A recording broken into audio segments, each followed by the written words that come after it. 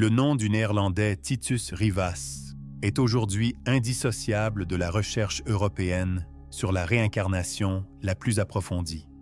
Ce philosophe et parapsychologue vivant dans une petite ville près d'Utrecht a consacré plus de 3 décennies à documenter et étudier scientifiquement ces cas où des adultes vivent pendant une thérapie régressive des souvenirs qui pourraient provenir d'une vie antérieure.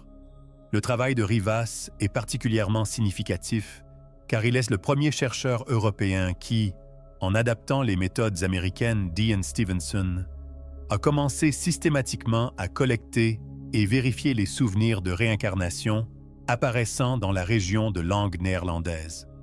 Titus Rivas naquit à Amsterdam en 1968, dans une famille où la pensée scientifique et l'ouverture spirituelle se fondaient naturellement. Son père était médecin, sa mère anthropologue, qui fit connaître tôt à son fils les conceptions des différentes cultures sur la vie après la mort. Déjà pendant ses études universitaires, quand il étudiait la philosophie et la psychologie à l'université d'Utrecht, Rivas commença à s'intéresser à la nature de la conscience, particulièrement aux phénomènes qui ne s'intégrent pas dans la vision matérialiste traditionnelle du monde. Le tournant dans la vie de Rivas arriva en 1990 quand il rencontra le professeur Jim Tucker lors d'une conférence universitaire, qui travaillait alors encore comme collaborateur d'Ian Stevenson à l'Université de Virginie. Tucker donna une conférence sur les souvenirs de réincarnation dans l'enfance, et Rivas fut captivé par la précision scientifique avec laquelle ces cas étaient examinés. Quand Jim Tucker présenta les méthodes de Stevenson, je sus immédiatement que c'était ce que je voulais faire, se souvint Rivas dans une interview. Je vis qu'il était possible d'approcher ces phénomènes avec une rigueur scientifique sans perdre notre ouverture vers l'inconnu. En rentrant chez lui, Rivas commença à construire des connexions avec les thérapeutes régressifs néerlandais.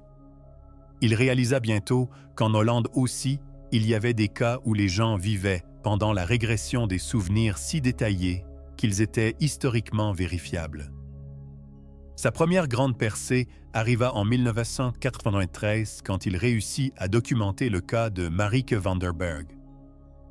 Marieke van der Berg était une enseignante de 42 ans de Haarlem qui consulta le docteur Willem ten Haef, thérapeute régressif, pour soulager le stress.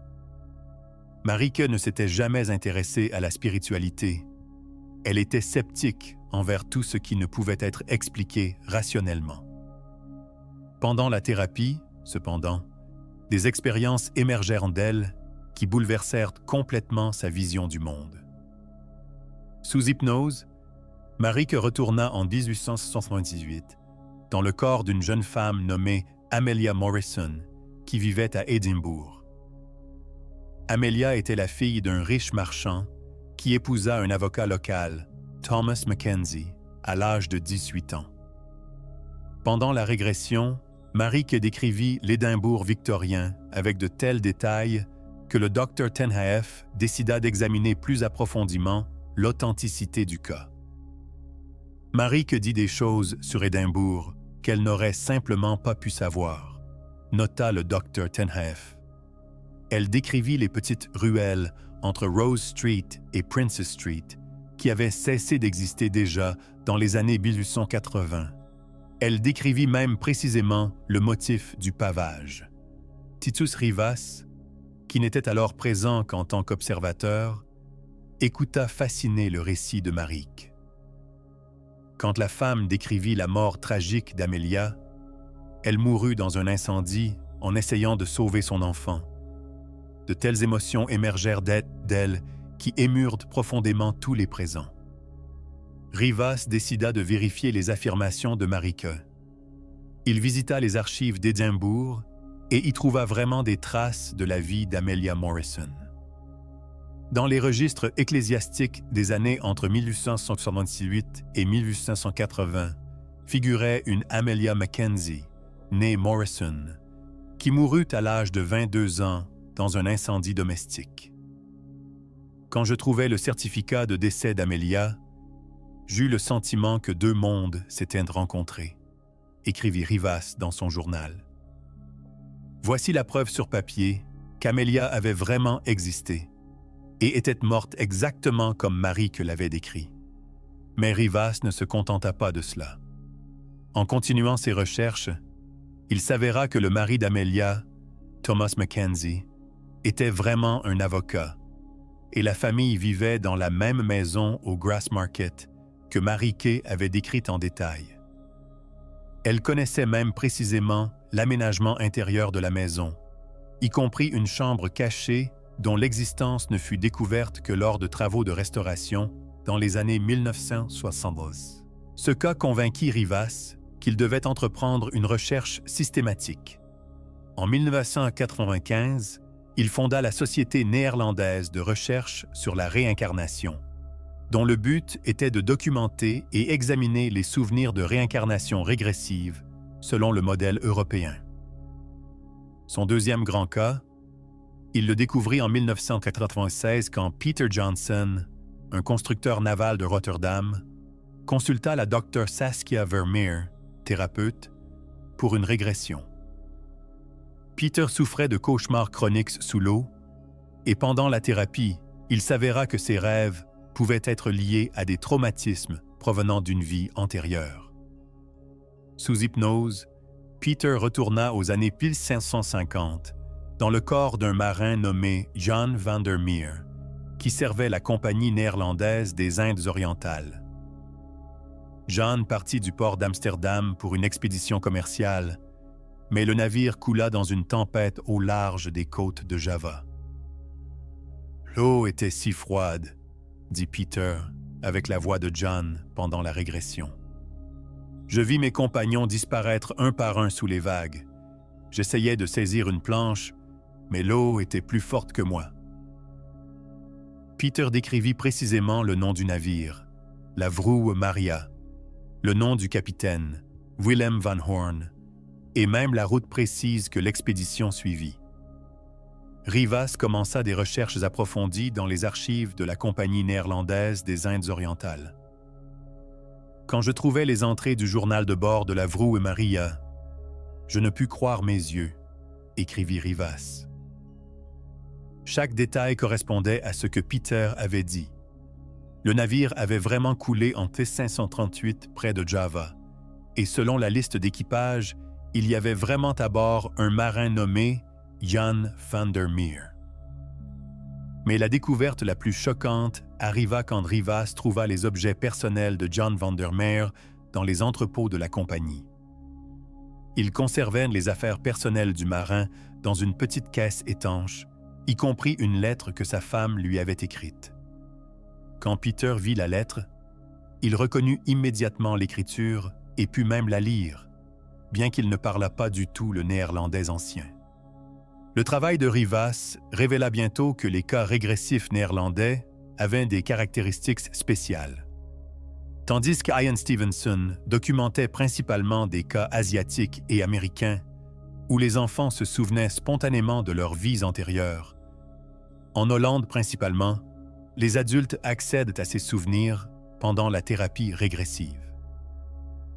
Les cas néerlandais sont spéciaux parce qu'ici la conscience adulte a déjà développé ses mécanismes défensifs, expliqua Rivas.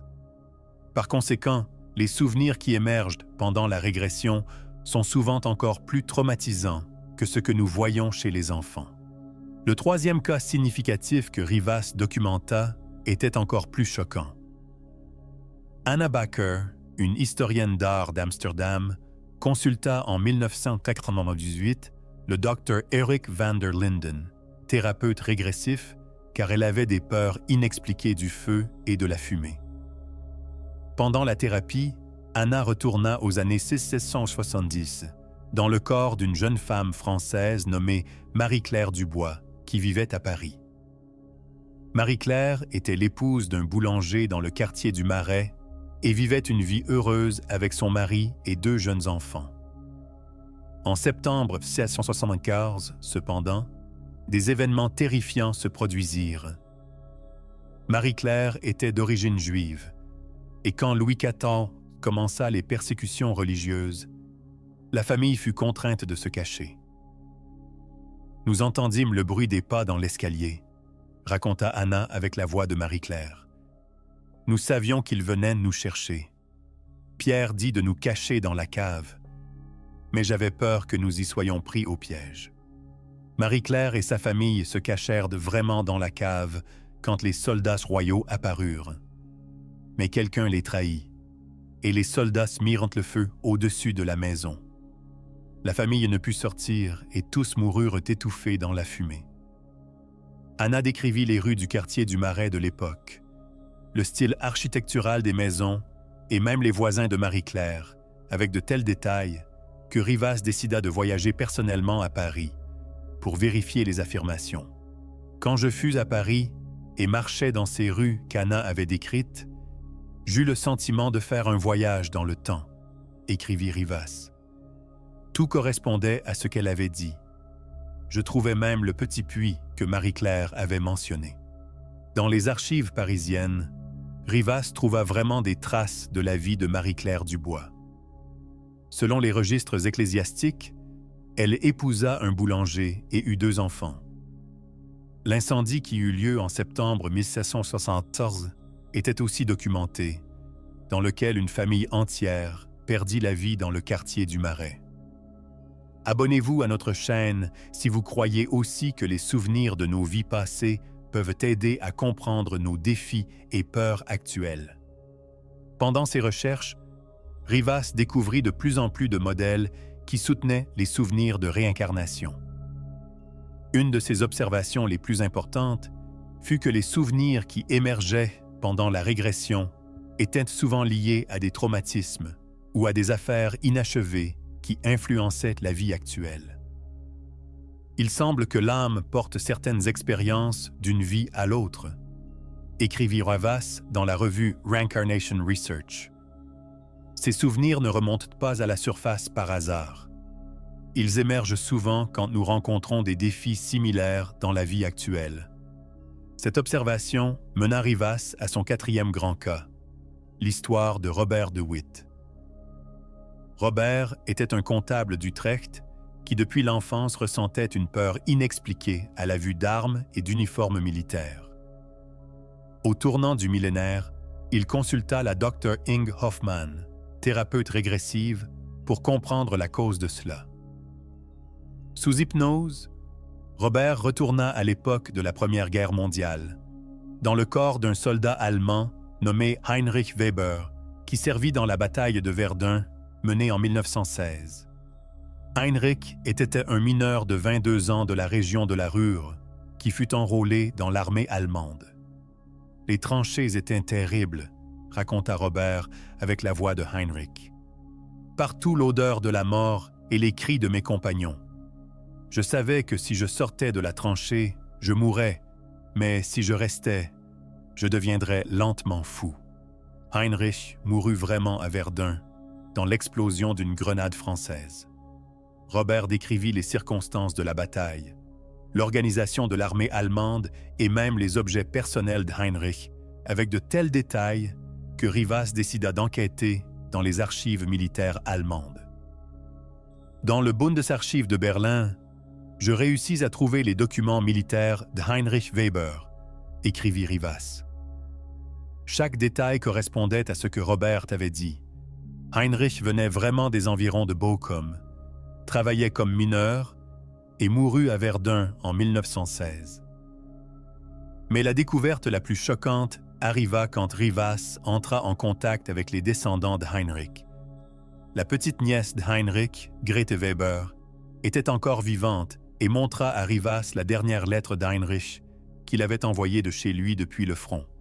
Quand Robert vit la lettre, il éclata en larmes et put littéralement en réciter le contenu, bien qu'il ne l'eût jamais vu auparavant.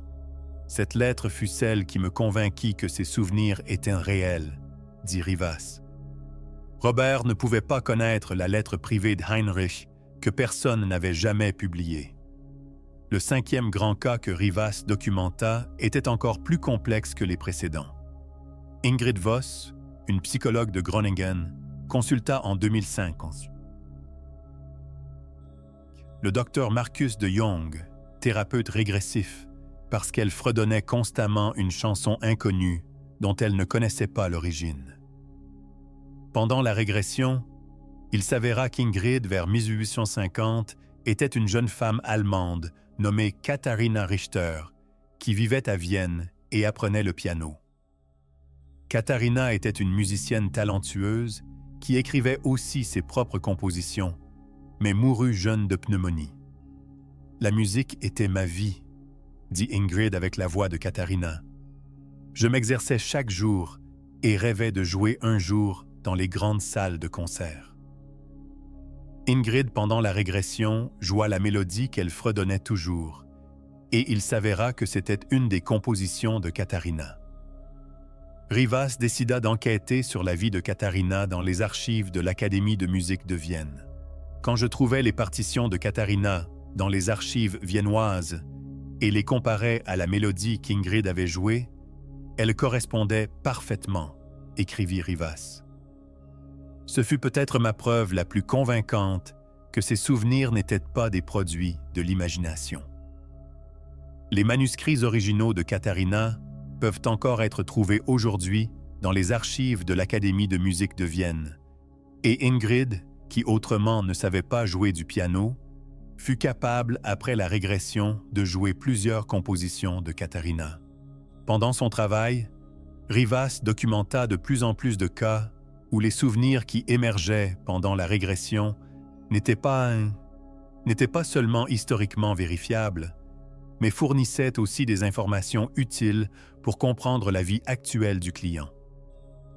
Les souvenirs de réincarnation ne sont pas intéressants en eux-mêmes, mais parce qu'ils peuvent aider à comprendre les modèles de notre vie actuelle, expliqua Rivas.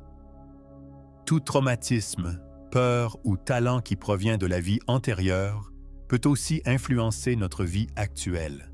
Le 6e cas significatif que Rivas examina soutenait cette observation. Eric van der Berg, un médecin d'Amsterdam, possédait des capacités inhabituelles dans le domaine des opérations chirurgicales. Ses collègues s'étonnaient souvent de la façon naturelle dont il se mouvait en salle d'opération, comme s'il faisait ce travail depuis des décennies. Pendant la thérapie régressive, il s'avéra qu'Eric, dans une vie antérieure, était Giovanni Marcelli, un chirurgien italien vers 1500 qui pratiquait à Florence. Giovanni était un des médecins les plus talentueux de l'époque de la Renaissance qui développa de nouvelles techniques chirurgicales. Quand Eric décrivit les méthodes chirurgicales de Giovanni, il parla de détails que seule l'histoire médicale de la Renaissance connaît, nota Rivas. Il mentionna des techniques qui ne furent redécouvertes que dans les dernières décennies. Les instruments chirurgicaux et méthodes décrits par Eric correspondaient vraiment à ceux contenus dans les documents du musée médical florentin. Il put même reconnaître l'écriture de Giovanni quand Rivas lui montra les notes médicales originales. Pendant ses recherches, Rivas remarqua aussi que les cas régressifs néerlandais étaient souvent liés à des événements historiques qui causaient des traumatismes collectifs. Particulièrement dans beaucoup de cas, émergèrent des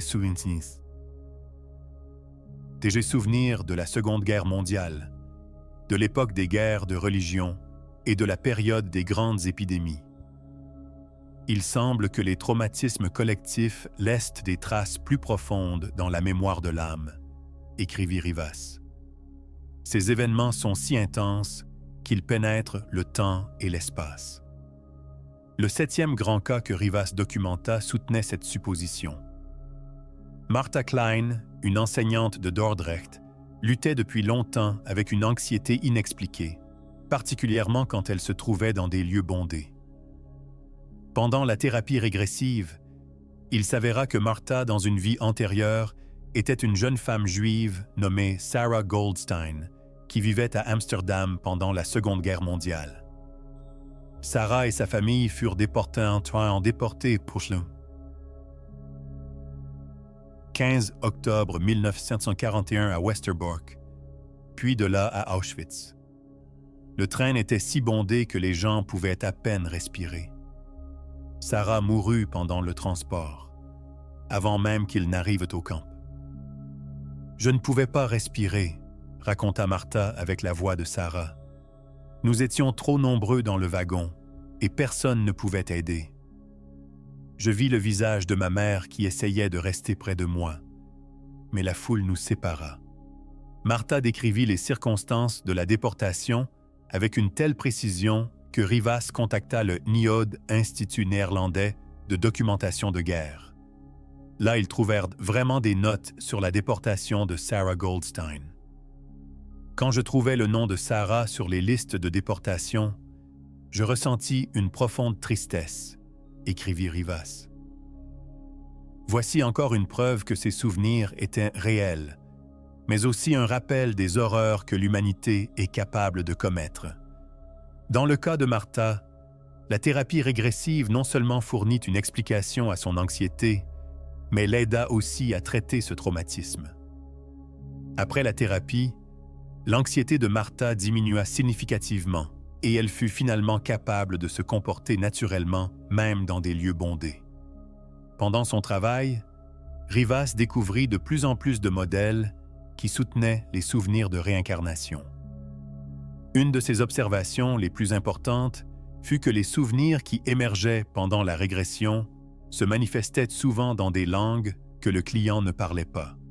La xénoglossie, c'est-à-dire parler dans des langues inconnues, est une des preuves les plus fortes des souvenirs de réincarnation, écrivit Rivas. Il est impossible d'imaginer que quelqu'un parle dans une langue qu'il n'a jamais apprise. Le 8e grand cas que Rivas documenta montrait exactement ce phénomène. Hans Boersma, un ingénieur d'Eindhoven, pendant la thérapie régressive, commença soudain à parler couramment dans une langue inconnue. Plus tard, il s'avéra que c'était un ancien dialecte tamoul qui était parlé dans l'Inde du Sud vers 1500. Pendant la régression, Hans se trouva dans le corps d'un marchand nommé Krishnan qui vivait à Kochi et commerçait des épices. Krishnan faisait affaire avec des Arabes, des Portugais et des Néerlandais et parlait plusieurs langues. Quand Hans commença à parler tamoul, personne ne comprenait ce qu'il disait, nota le docteur Vandermeer, thérapeute de Hans. Nous dûmes appeler un interprète pour comprendre de quoi il parlait. L'interprète tamoul confirma que Hans parlait dans un dialecte qui n'était plus utilisé depuis des siècles. Même les mots étaient ceux que seules les sources historiques connaissent. Rivas voyagea en Inde pour vérifier les affirmations de Hans. À Kochi, il trouva vraiment des notes sur l'activité commerciale de Krishnan dans les archives de la Compagnie néerlandaise des Indes orientales. Quand je trouvai le nom de Krishnan dans les contrats commerciaux, je vécus encore ce sentiment que deux mondes s'étaient rencontrés, écrivit Rivas. Hans ne pouvait pas connaître Krishnan, qui vécut en Inde il y a 400 ans. Dans le 9e cas que Rivas documenta, il rencontra un phénomène encore plus spécial. Linda Vandermeer, une avocate d'Utrecht, pendant la thérapie régressive, se trouva dans le corps d'une dame de la société anglaise vers 1780, Lady Catherine Pemberton. Catherine était membre d'une famille aristocratique qui vivait à Londres et écrivait passionnément des poèmes. Pendant la régression, Linda commença à parler entièrement dans le style de Catherine, utilisant des expressions caractéristiques de la société anglaise du 18e siècle. Linda commença soudain à parler comme si elle était devenue un personnage d'un roman de Jane Austen, nota le Dr. Cornelis Backer, thérapeute de Linda. Son usage des mots, sa structure de phrases, même son langage corporel changea complètement.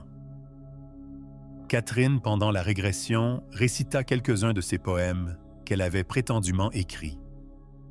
Rivas décida d'enquêter sur ces poèmes dans les archives de la British Library. Là, il trouva vraiment des manuscrits d'une poétesse nommée Catherine Pemberton, et les poèmes correspondaient parfaitement à ceux que Linda avait récités. Ce fut le cas qui me convainquit définitivement que les souvenirs de réincarnation étaient réels, écrivit Rivas. Linda ne pouvait pas connaître le poème de Catherine qui qui ne fut jamais publié. Le 10e et en même temps le cas le plus choquant, Rivas le documenta à la fin des années 2000. Paul Janssen, un enseignant de Breda, pendant la thérapie régressive, rencontra un phénomène particulier. Simultanément émergèrent de lui des souvenirs provenant de deux vies différentes. Dans une séquence de souvenirs, Paul était Jacques Dubois, un peintre français des années 1840 qui vivait à Lyon. Dans l'autre séquence de souvenirs, il était Istvan, un jeune homme d'origine noble hongroise des années 1500 qui vivait à Budapest. Paul alternait entre les deux personnalités comme s'il était deux personnes différentes, écrivit Rivas. En tant que Jacques, il parlait français et racontait la peinture. En tant qu'Istvan, il parlait hongrois et l'équitation. Ce cas rendit particulièrement intéressante pour Rivas la compréhension du mécanisme de la réincarnation. Est-il possible qu'une âme s'incarne simultanément dans plusieurs corps? Ou peut-être Paul possède-t-il des capacités spéciales qui lui permettent d'accéder aux souvenirs de plusieurs de ses vies antérieures? Le cas de Paul indique que la réincarnation pourrait être un phénomène beaucoup plus complexe que nous le pensons généralement, écrivit Rivas. Peut-être que l'âme ne voyage pas linéairement, mais de façon beaucoup plus complexe dans le temps. Pendant ses plus de 30 ans de travail de recherche, Rivas documenta au total 327 cas régressifs, dont 83 s'avérèrent historiquement vérifiables. Cette proportion est beaucoup plus élevée que celle que Ian Stevenson trouva dans ses recherches américaines. La particularité des cas néerlandais réside peut-être dans le fait qu'ici, la thérapie régressive est depuis longtemps une méthode acceptée pour le traitement des problèmes psychologiques, expliqua Rivas. Les gens sont plus ouverts à ces expériences, donc plus de souvenirs authentiques remontent à la surface. L'impact du travail de Rivas dépassa la communauté scientifique. Ses recherches inspirèrent le lancement de programmes similaires dans d'autres pays européens. Aujourd'hui déjà en Allemagne, France et Belgique opèrent des groupes de forschungen de recherche qui, suivant les méthodes de Rivas, documentent les souvenirs de réincarnation régressive. Titus Rivas fit un travail pionnier en Europe, écrivit le Dr. Jim Tucker de l'Université de Virginie. Ses recherches montrèrent pour la première fois que les phénomènes de réincarnation ne sont pas limités à certaines cultures, mais sont des expériences humaines universelles. La neurologie moderne aussi consacre de plus en plus d'attention à des cas comme ceux documentés par Rivas. Selon le Dr. Pim van Lommel, le fameux cardiologue néerlandais, ces cas indiquent que la conscience n'est pas limitée au cerveau. Les cas de Rivas montrent clairement que la conscience peut survivre à la mort du corps physique, écrivit Van Lommel. Ces recherches pourraient révolutionner la pensée scientifique sur la nature de la conscience. Rejoignez ceux qui croient que le voyage de l'âme ne se termine pas avec la mort. Abonnez-vous à notre chaîne pour rester à jour avec les recherches les plus récentes sur la réincarnation et les découvertes spirituelles. Les implications philosophiques des recherches de Rivas ne sont pas négligeables. Si la réincarnation est réalité, cela change fondamentalement notre pensée sur la mort, la vie et la responsabilité morale. Si nous acceptons que l'âme vit plusieurs vies, alors les actions de notre vie actuelle n'ont pas d'effet seulement ici et maintenant, mais aussi sur la formation des vies futures, écrivit Rivas. Cela place une énorme responsabilité sur nous tous. Les recherches sur la réincarnation soulèvent aussi des questions éthiques. Quelle responsabilité portons-nous pour les actes que nous avons commis dans une vie antérieure? Et comment devons-nous nous rapporter à ces souvenirs qui sont traumatisants ou moralement problématiques? Rivas rencontra plusieurs cas où les clients dans leurs vies antérieures avaient fait des choses qu'ils condamnaient selon leur système de valeurs morales actuel. Un cas particulièrement difficile fut Hans van Dyck, un avocat d'Amsterdam, qui pendant la régression découvrit qu'il avait été marchand d'esclaves au XVIIIe siècle dans une vie antérieure. Hans s'effondra complètement quand il apprit qu'il avait participé au commerce d'esclaves auparavant, raconta la Dr Ingrid Ooms, thérapeute de Hans. Il lutta pendant des mois sur comment il pouvait se réconcilier avec cette information. Selon Rivas, ces cas indiquent que l'âme passe par un processus de développement pendant les vies successives. Le développement moral fait partie de se confronter à nos erreurs antérieures et d'apprendre d'elles. La réincarnation n'est pas une justification du relativisme moral, mais au contraire. Elle indique que chacune de nos actions a des conséquences, expliqua Rivas. Si nous faisons de mauvaises choses, nous devons les racheter plus tard. La physique quantique moderne ouvre aussi de nouvelles perspectives pour comprendre les recherches de Rivas. Selon la théorie de la conscience quantique du Dr Stuart Hameroff et Sir Roger Penrose, la conscience repose sur des fondements quantomécaniques et il est possible que l'information puisse persister même après la mort du corps physique. Les cas de Rivas sont en accord avec la théorie de la conscience quantique, écrivit le Dr Hameroff. Si la conscience est vraiment un phénomène quantomécanique, alors il est concevable que certaines informations puissent être transférées d'un corps à l'autre. Dans le 11e cas significatif que Rivas documenta, il rencontra un phénomène particulièrement intéressant.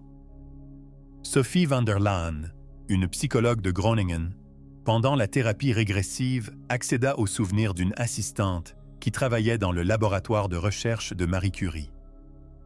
Sophie, pendant la régression, raconta des détails sur le travail et la personnalité de Marie Curie que seuls ses collaborateurs les plus proches auraient pu connaître. Elle décrivit même les habitudes personnelles de Marie Curie. Par exemple, quel parfum elle utilisait et comment elle arrangeait son laboratoire. Sophie savait des choses sur Marie Curie qui n'étaient absolument pas publiées, écrivit Rivas. Elle décrivit par exemple quelles chansons Marie chantait pour elle-même en travaillant et avec quelle écriture elle tenait son journal de recherche. Rivas contacta l'Institut Curie à Paris. Et là, ils trouvèrent vraiment des documents qui confirmaient les affirmations de Sophie. Dans les journaux personnels de Marie Curie figuraient des détails que Sophie avait décrits précisément. Dans le 12e cas, Rivas rencontra un client avec des capacités spéciales. Roberto Fernandez, un architecte de Rotterdam, pendant la régression accéda au souvenir d'un architecte italien de la Renaissance, Lorenzo Benedetti. Lorenzo vécut au 15e siècle à Florence et participa à la construction de la coupole de Santa Maria del Fiore sous Brunelleschi. Roberto, après la régression, fut capable de dessiner des plans architecturaux qui correspondaient parfaitement au style Renaissance, bien qu'il n'eût jamais étudié cette époque. Les dessins de Roberto étaient si précis que même les experts du musée architectural florentin reconnurent leur authenticité, écrivit Rivas. Il utilisait des techniques que seuls les maîtres de la Renaissance connaissaient. Quand Roberto voyagea à Florence, il fut capable de montrer des détails secrets dans la cathédrale que seuls les experts les plus proches connaissaient. Il put même reconnaître les marques de tailleurs de pierre que Lorenzo et ses contemporains avaient laissées. Pendant ses recherches, Rivas remarqua aussi que les souvenirs régressifs apparaissaient souvent cycliquement. Certains thèmes, traumatismes ou relations se répétaient dans les vies successives, comme si l'âme revenait toujours au même défi, jusqu'à ce qu'elle apprenne à les gérer. Il semble que chaque âme ait un curriculum individuel qu'elle doit accomplir à travers plusieurs vies, écrivit Rivas. La réincarnation n'est pas un processus aléatoire, mais un chemin de développement conscient. Dans le 13e cas, ce modèle était particulièrement visible. Myriam Jonker, une enseignante de Delft, lors de plusieurs régressions, se trouva dans des situations similaires. Dans chaque vie, elle vivait dans l'ombre d'un homme fort et dominant, et dans chaque cas, luttait pour trouver sa propre voie. Dans une vie, elle était une femme au foyer anglaise de l'époque victorienne qui vivait dans l'ombre de son mari. Dans une autre, elle était l'épouse d'un bourgeois allemand du 19e siècle qui ne pouvait pas non plus exprimer son opinion. Dans la troisième, elle était une secrétaire américaine du 20e siècle qui était sous l'influence de son patron. Dans le cas de Myriam, il était clairement visible que l'âme essayait d'apprendre la même leçon dans chaque vie, nota la Dr Sandra Visser, thérapeute de Myriam. Elle ne put continuer que quand elle trouva finalement sa propre force dans sa vie actuelle. Les neurosciences modernes consacrent aussi de plus en plus d'attention à des phénomènes comme ceux documentés par Rivas. Selon le Dr Mario Beauregard de l'Université de Montréal, ces cas indiquent que la conscience n'est pas un phénomène matériel. Si la conscience était seulement un produit du cerveau, alors il serait impossible qu'une femme néerlandaise se souvienne de la vie d'une aristocrate anglaise du 18e siècle, écrivit le Dr Beauregard. Les cas de Rivas montrent clairement que la conscience survit à la mort du corps physique. Dans le 14e cas, Rivas rencontra une capacité particulièrement stupéfiante.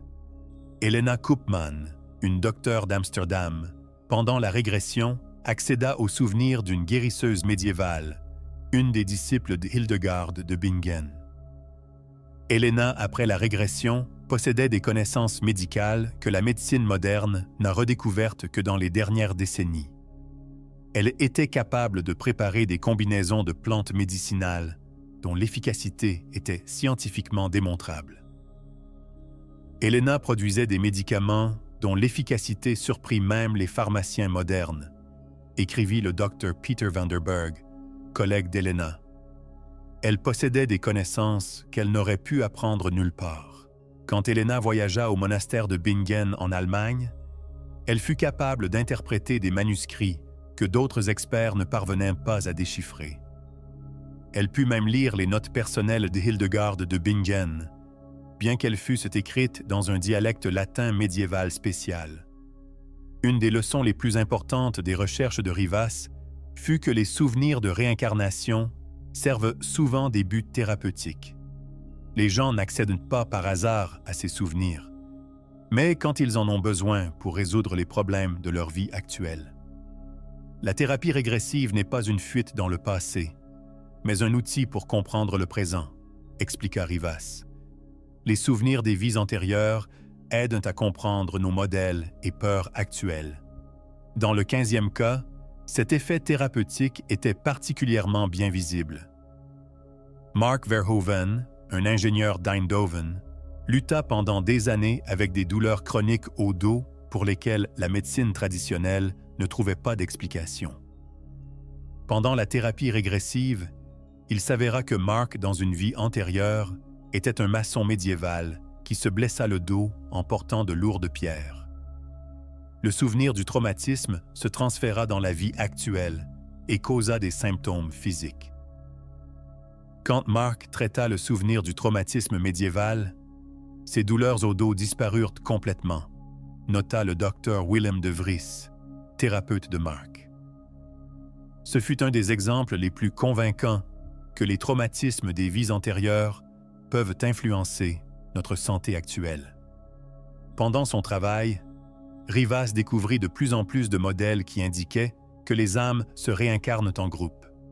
Souvent, les mêmes âmes se rencontrent dans différentes vies, seulement dans d'autres rôles. Il semble que certaines âmes voyagent ensemble à travers le temps, écrivit Rivas. Parents et enfants, époux et amis alternent souvent les rôles dans les vies successives. Dans le 16e cas, ce phénomène était particulièrement frappant. Le couple marié Anna et Peter van der Meer participèrent tous deux à la thérapie régressive, et tous deux se souvinrent d'une vie vers 1800 où ils vivaient aussi comme couple marié. Dans la première vie, Anna était l'épouse d'un riche marchand Peter un pauvre artisan. Dans la vie actuelle, les rôles s'inversèrent. Anna est une simple employée de bureau, Peter un homme d'affaires prospère. Mais la dynamique de leur relation resta la même. Le cas d'Anna et Peter montra que les relations entre âmes peuvent survivre à la mort physique, écrivit Rivas. L'amour, l'attraction et même les conflits peuvent être transférés d'une vie à l'autre. La psychologie moderne consacre aussi de plus en plus d'attention à des phénomènes comme ceux documentés par Rivas. Selon le Dr Brian Weiss, un des pionniers de la thérapie régressive, ces cas pourraient révolutionner la pratique de la psychothérapie. Les recherches de Rivas montrent que les racines de beaucoup de problèmes psychologiques sont à chercher dans les vies antérieures, écrivit le Dr Weiss. La thérapie régressive peut être un outil efficace dans le traitement de traumatismes qui sont inaccessibles à la thérapie traditionnelle. Dans le 17e cas, Rivas rencontra un trouble de la personnalité particulièrement complexe. Julia Martens, une psychologue d'Utrecht, portait en elle plusieurs personnalités différentes qui provenaient de différentes vies antérieures. Une des personnalités de Julia était une pianiste viennoise du XXe siècle, une autre un peintre français du XIXe siècle, la troisième une écrivaine anglaise de l'époque victorienne. Les trois personnalités possédaient des talents et souvenirs différents. Le cas de Julia indiquait que la réincarnation pourrait être un phénomène beaucoup plus complexe que nous le pensons généralement, écrivit Rivas. Il est possible que plusieurs vies antérieures d'une personne soient présentes simultanément dans sa conscience.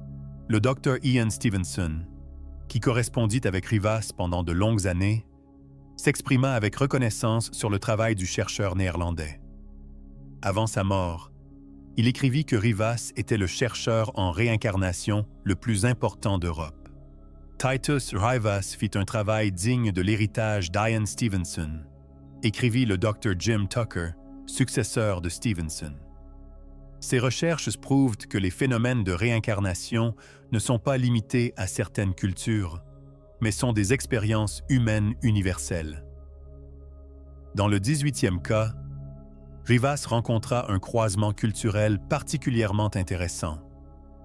Fatima al-Zahra, une femme musulmane d'Amsterdam, pendant la régression, accéda au souvenir d'un moine chrétien médiéval. Fatima, pendant la régression, prononça des prières en latin qu'elle n'avait jamais apprises et décrivit en détail la vie d'un monastère médiéval.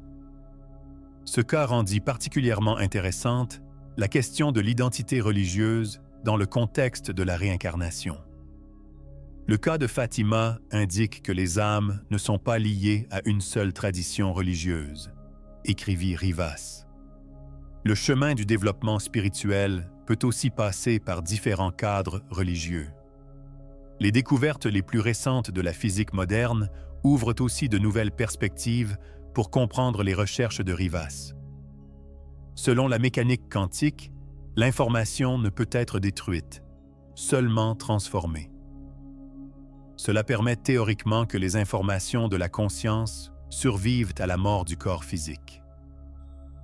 Selon les lois de la physique quantique, les cas de Rivas ne sont pas seulement possibles, mais aussi attendus, écrivit le Dr Amit Goswami, physicien quantique. Si la conscience est un phénomène quantomécanique, alors il est naturel qu'elle puisse transférer des informations d'un corps à l'autre. Dans le 19e cas, Rivas rencontra une connaissance technologique particulièrement stupéfiante.